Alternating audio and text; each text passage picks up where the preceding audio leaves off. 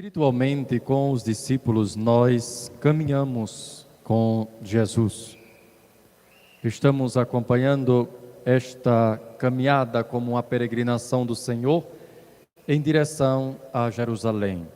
Será a sua última viagem para a Cidade Santa, onde ele será entregue e ele mesmo se oferecerá em sacrifício para a salvação da humanidade inteira, levando às últimas consequências esta sua decisão de amar de todo o coração a humanidade, de se oferecer, de obedecer o Pai até o fim, de realizar a obra para a qual ele veio, mesmo que isto inclua, como de fato vai acontecer, o sacrifício de sua vida, a sua morte. A bondade do Senhor nos chama continuamente à conversão. O seu anúncio desde o início é de conversão. Assim começa de fato o Evangelho de São Marcos dizendo: o Senhor começou a anunciar: convertei-vos e crede no Evangelho. Aqueles que abrem o coração começam um caminho com ele, mas haverá uma crescente resistência, fazendo-se cumprir aquela profecia do livro da sabedoria, que é, na verdade, já uma expressão da humanidade que se obstina em seu próprio pecado, em sua iniquidade. O ímpio diz: o justo nos incomoda, a sua presença nos incomoda, vamos eliminá-lo, porque ele se opõe às nossas obras. Vamos impor uma morte vergonhosa, tortura, provações, porque ele diz que Deus virá em sua defesa. Veremos se é verdade. Estas expressões que ouvimos na primeira leitura, agora se concretiza em Jesus Cristo, que anuncia a sua paixão. Ao invés da conversão, o coração humano vai se tornando ainda mais endurecido e aqueles que escutam, conhecem a bondade do Senhor, muitos, ao invés de se converterem, na verdade, querem eliminá-lo, porque assim, aquele que pela sua própria obra, pela sua atitude, denuncia a sua injustiça, estando eliminado, pode, quem sabe, também aliviar a própria consciência. Mas Deus escutará o Senhor, e quando ele anuncia a morte, não anuncia somente esta morte, mas 3 dias após sua morte, ele ressuscitará. E assim, meus irmãos e irmãs, este anúncio da paixão do Senhor é um anúncio que nos chama à conversão. Antes de tudo, porque a expressão do amor de Deus, e nós nos convertemos por causa deste amor que se manifesta, somos como que atraídos, convencidos a amar o Senhor. Mas também é um convite à conversão para que nós não deixemos que a semente da maldade, da rivalidade, da cobiça, da inveja, ou a nossa obstinação no pecado, nos afastem do Senhor, daquilo que Ele nos propõe. Assim, hoje nós escutamos este ensinamento e este anúncio que Jesus faz aos seus discípulos: o Filho do Homem vai ser entregue nas mãos dos homens e eles o matarão. Os discípulos do Senhor são atraídos pela sua mensagem. Sem dúvida, não são como aqueles ímpios que querem matá-lo, e não são os discípulos que vão entregar o Senhor à morte. Embora o Senhor também morre por causa do pecado de todos, incluindo os discípulos. Mas estes ainda estão demasiadamente envolvidos, podemos dizer assim, contaminados com a mentalidade do mundo. Se não estão dominados pela maldade, pela inveja, a ponto de querer eliminar o justo, ainda não têm a profundidade de compreender a mensagem de nosso Senhor por causa de suas preocupações demasiadas egoístas. Tem muito egoísmo ainda no coração desses discípulos. Jesus anunciou sua paixão morte e ressurreição. Mas os discípulos não compreendiam estas palavras e tinham medo de perguntar. E assim, meus irmãos e irmãs, o Evangelho nos faz conhecer essa distância que existe entre a mentalidade do Senhor e a dos seus discípulos. Como ainda está distante o pensamento de Jesus do pensamento dos seus discípulos.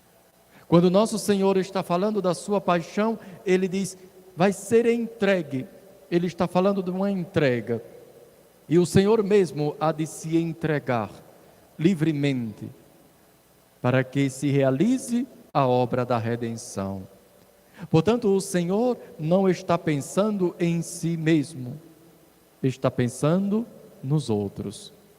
Mas os discípulos não compreendem. E por que os discípulos não compreendem? É que, continuando o Evangelho, os discípulos estão discutindo. E o próprio Senhor pergunta, que discutíeis pelo caminho? Como a discussão deles, isso eles podiam saber, era o contrário daquilo que nosso Senhor estava ensinando. Com vergonha, sem dúvida, eles ficaram calados, porque pelo caminho tinham discutido quem era o maior. Observemos, pois, a distância que existe entre o pensamento de Jesus, as palavras de Jesus, a mentalidade de Jesus e os interesses e as preocupações desses discípulos. Jesus está falando de entrega de vida, de serviço, de doação, de amor, de sacrifício, e os discípulos estão preocupados em saber quem é o maior. É por isso, meus irmãos e irmãs, que eles não podiam compreender a mensagem de Jesus. Mas não são somente aqueles discípulos que nós poderíamos dizer, quem sabe porque eram ignorantes, porque viram em Jesus uma chance de crescerem na vida, porque tinham a expectativa de que Jesus pudesse tomar o poder e eles então se tornariam importantes. Todo rei, por exemplo, deve ter um primeiro-ministro. Quem sabe se estavam ali discutindo qual será de nós este que ele vai escolher para estar do lado dele. Era este tipo de discussão.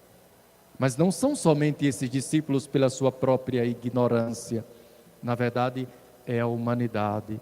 E por isso mesmo, somos nós, agora, os seus discípulos, que precisamos nos converter. A mensagem de nosso Senhor, meus irmãos e irmãs, hoje também encontra grande resistência de uma parte daqueles que querem eliminar o Evangelho com violência, com calúnias, com humilhação, com provações impostas aos seguidores do Senhor.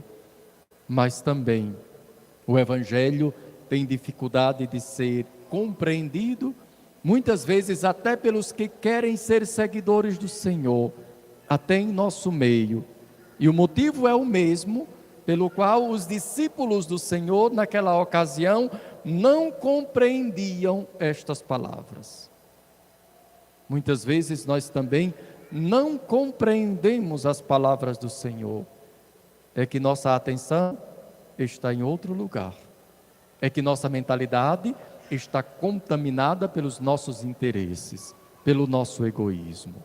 É que a mentalidade, a ideia de competição, de concorrência, de crescer derrubando os outros, se tornou quase um valor defendido. E às vezes nem tão escondido assim. Muitas vezes se estimula, se incentiva esta competição, esta guerra,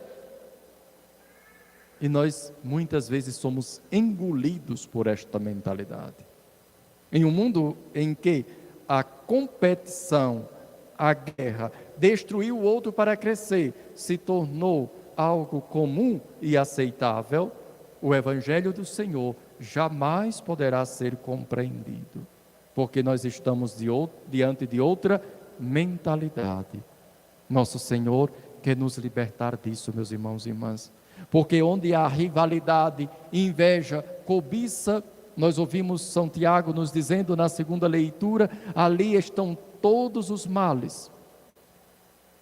Nós não podemos permitir que as sementes, o veneno deste egoísmo cheio de malícia, inveja, cobiça, ganância, que este veneno nos domine, porque nós precisamos nos converter ao que o Senhor ensinou. Acabar com esse abismo que existe entre nós e o pensamento de Deus, para que, através do serviço, nós nos aproximemos dele.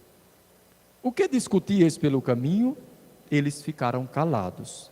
Como não tiveram coragem de perguntar quando não compreenderam, eles continuam calados.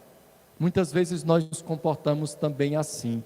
Não compreendemos e não queremos compreender.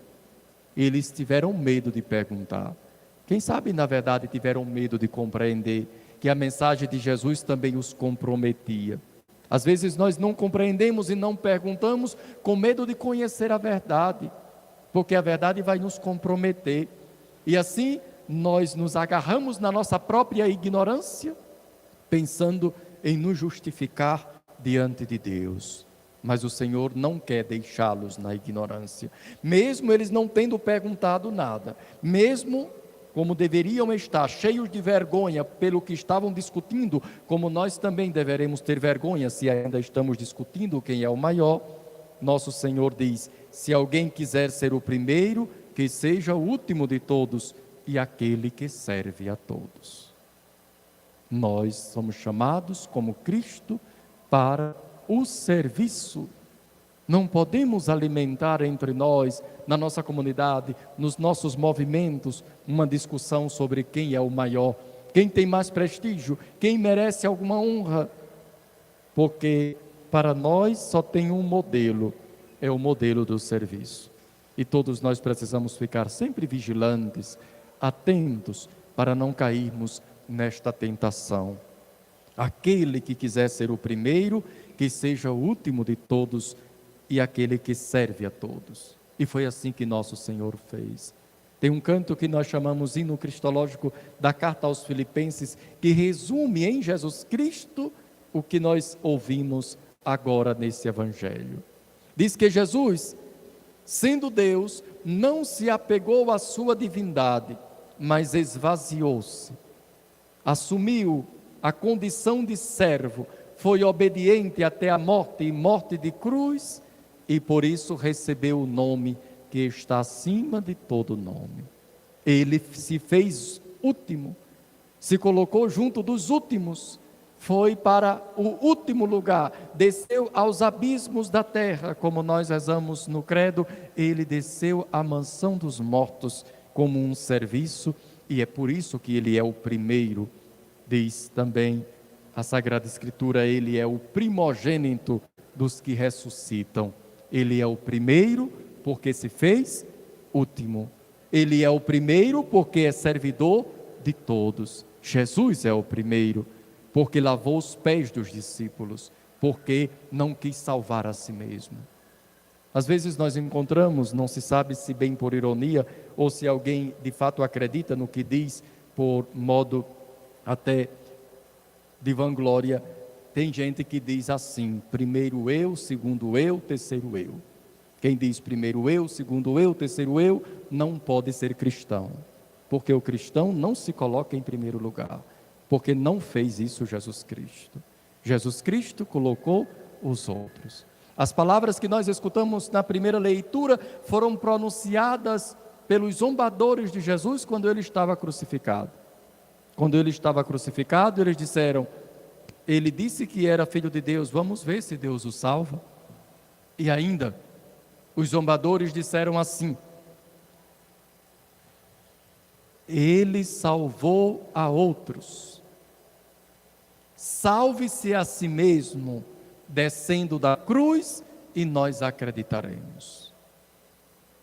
Esta é a mentalidade humana desses discípulos que não conseguem compreender a mensagem da cruz, a mensagem do Senhor.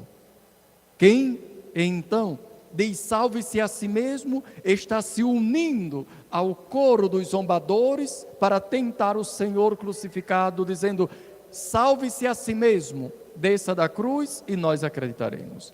Não salvou aos outros? Este que abriu os olhos aos cegos e fez os aleijados andar, por que é que não salva a si mesmo? É assim, meus irmãos e irmãs, que o Senhor mostra para nós o que é serviço. Jesus, de fato, não veio para salvar a si mesmo, mas para salvar os outros. É assim que a nossa vida vai ter sentido. Ela tem sentido não quando nós nos fechamos em nós mesmos. Nós ficamos mesquinhos quando nos fechamos em nosso egoísmo. Mas quando, como Jesus, fazemos da nossa vida uma oferta a serviço dos outros, então, neste momento, nós nos tornamos semelhantes a Ele. O outro, para o cristão, tem prioridade. Como para Jesus, nós temos prioridade. Ele olha primeiro para nós. E Jesus não está de modo nenhum interessado nos nossos cargos, nas nossas honras, nos nossos prestígios, ou nas coisas importantes que nós podemos fazer. E é por isso que, para completar a lição do que nosso Senhor realmente considera importante, que é este ser último, ser servidor, ser pequenino, Ele toma uma criança e coloca no meio dos discípulos e diz: quem receber esta criança, recebe a mim.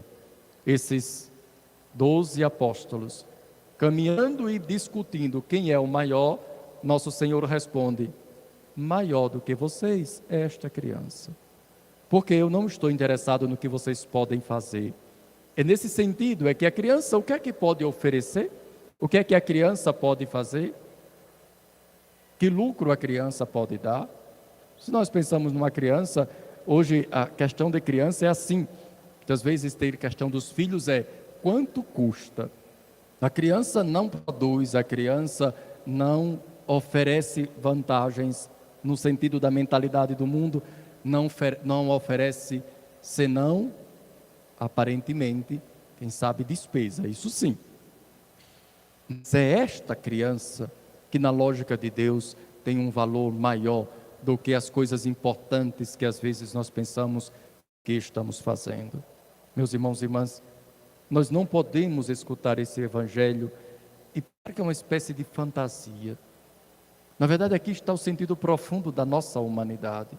O que é que nós estamos fazendo com os nossos talentos, com os nossos dons? E isso faz com que nós pensemos com a seriedade do evangelho. Se nós queremos realmente ser seguidores de Jesus ou não. Se ainda queremos permanecer na mentalidade de querer ter vantagem em tudo. E é essa a dificuldade do nosso tempo. Porque é isso que está enraizado no coração da humanidade desde o início, e parece que o tempo vai passando, isso vai se avolumando. A mentalidade do nosso tempo é que nós precisamos ter vantagem em tudo, em tudo. E se nós pudermos passar os outros para trás, enganando os outros, para termos vantagem, nós fazemos. E pior, não é somente lá fora, é dentro da igreja. E às vezes até dentro da família.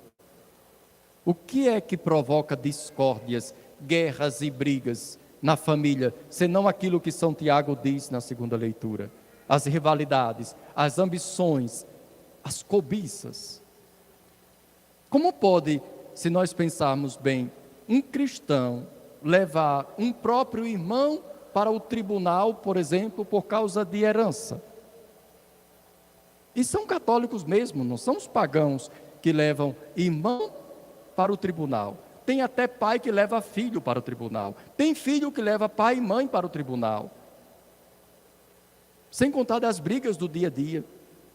Basta um dos pais morrerem, o pai ou a mãe, os filhos começam a brigar.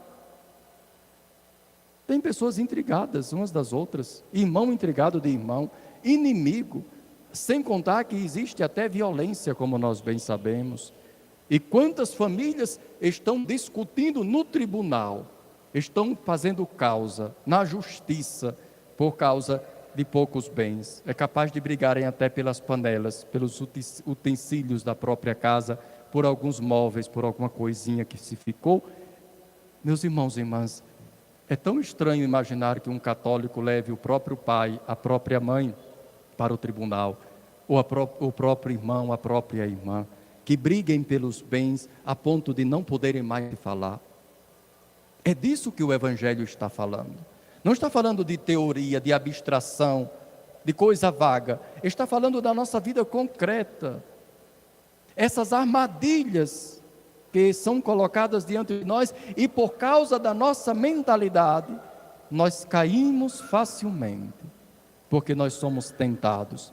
E ainda dizemos, mas eu estou defendendo o que é meu, estou defendendo a justiça.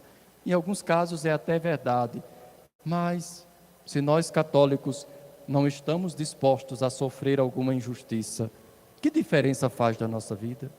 Meus irmãos e irmãs, todos nós podemos sofrer alguma injustiça. Não vamos colocar como única meta, como único critério da nossa existência, cumprir perfeitamente a justiça, porque isso nosso Senhor não fez. Ele pagou o bem, Ele fez o bem e recebeu como pagamento o mal. Qual foi a justiça que o Senhor recebeu neste mundo? Até o seu julgamento foi injusto. Então, nós somos ou não seguidores de Jesus? Nada de ingenuidade. Não vamos fingir que a maldade não existe no mundo, porque a própria palavra de Deus de hoje diz o contrário. Os ímpios dizem, vamos colocar armadilhas contra o justo. Nós católicos não somos ingênuos, fingindo que todo mundo é bonzinho, porque isso não existe. Não existe essa humanidade boazinha. A humanidade boa é aquela que corrige os seus vícios, suas paixões desordenadas.